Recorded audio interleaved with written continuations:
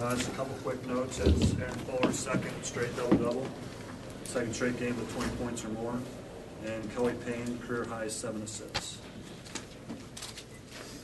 I mean, somebody's making baskets.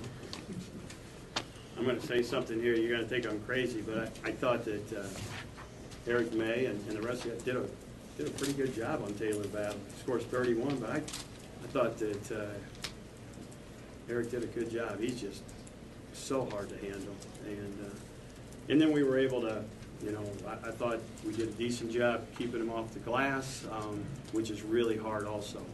They're good in transition. Battle's hard to contain, and they're very hard to keep off the glass.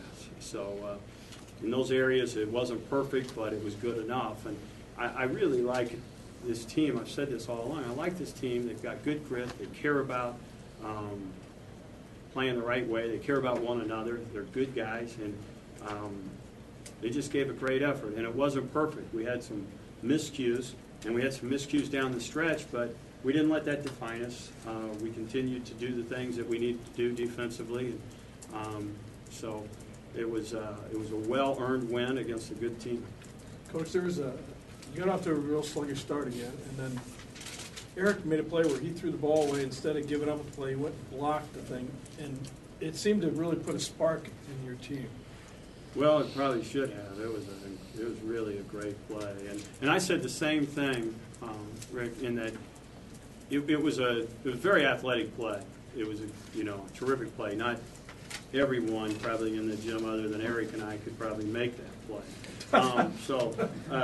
But he does have this. But I said the same thing to him. He didn't feel sorry for himself. He didn't stop. He continued to play, and that's huge. That it's never going to be perfect. The game's too hard to be perfect, and so I think that part of it. Then when it came down, I think Matt threw it to Aaron, and Aaron scores and gets fouled. So the turnaround there, just on Eric's effort, and then obviously his ability, but his effort was huge. What's gotten into Aaron these last couple of years? I think he's got 2 good wheels. He was sore. He had a bad ankle, and it just, if you look at him, you can see how hard he's worked in the offseason. And how good Rusty Burney is and what that means. And now, he was always a good offensive rebounder, but now he has the strength to add to it. And I think you're seeing a guy, I don't know, you can't ask a kid to get double-doubles all the time, but as long as he keeps going the offensive glass like that, he's going to be very productive. The thing that he has done is positioning himself in the right spot. Yeah, he has a great knack for that. There are guys that can rebound the ball when it comes to them, and then there are guys what they call rebound out of their area. And I think Aaron's got a great reach, and I think he can rebound out of his area a little bit. So, and these guys he was going against are really good rebounders also. So it's good game for Aaron, no question. I don't think he was the only one. I thought Kevin Ballwinkle really did a great job coming in, hitting the threes, and he didn't play much last game, and but he didn't. There wasn't any pouting. That's a good example to set as far as the way you approach things. And then Matt Gatens, he turned his ankle in the last game, played all that, and I think we gave him a little bit of rest, but played 37 minutes. So John Street's done a great job of getting him back, and Matt can tolerate some pain, obviously. There's something to be said for beating a Tennessee State, but to get a win in the Big Ten, that's probably got to be a big lift to your team and the way they're going. Well, we kind of focus on playing well. We're just trying to play good basketball. And I thought we played well against Tennessee State, and I thought they were good. I think Northwestern beat them 7 there, and they beat Detroit. And I think they're a good team. We felt like we had played good basketball and needed to. So I don't want to take anything away from that game. But we had great respect for Penn State. And so we knew it would take a quality effort. It didn't, like I said, it wasn't going to be perfect, but it was a good effort. And so, I think there's always something to learn, and hopefully we'll grow from this experience, I hope. Was there anyone you'd rather have at the line those last 4 free throws than Matt, though? No, there isn't. And I have confidence in our guy. I mean, Cully missed 3 and then steps up there and hits 2 big ones. He shows some good toughness. I think he's I think he's a good free throw shooter. I think Eric made him. I forget which game it was. These guys will do it. I believe in them. But Matt's obviously, if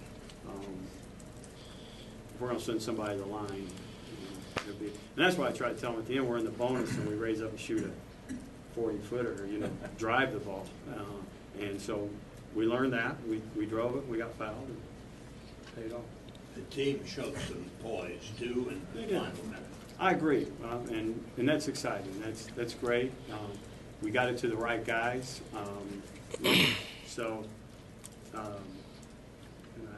I hope that they see that they're capable of playing with boys. They should be. What you have to do is concentrate on your job. If you can just concentrate on the job at hand, you won't get caught up in all the other stuff, and you'll play with some boys, I think. Your focus is correct. Is there any sense of relief winning the first Big Ten game of the year after the start you had in conference?